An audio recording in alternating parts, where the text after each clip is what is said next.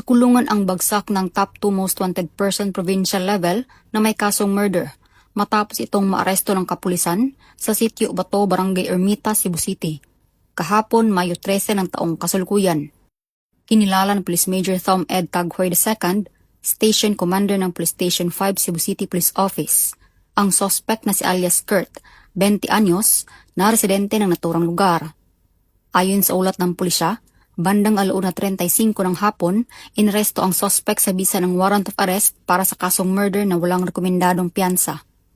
Samantala, ang akusado ay kasalukuyang nasa kustodiya ng Cebu City Jail Male Dormitory dahil sa iba pang kasong kinakaharap nito.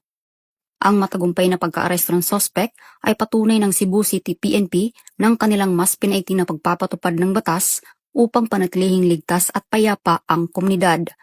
Alinsunod sa direktiba ni Police General Jose Melencio Sinartatis Jr., Chief Philippine National Police. Bagong PNP para sa bagong Pilipinas. Serbisyong mabilis, tapat at nararamdaman.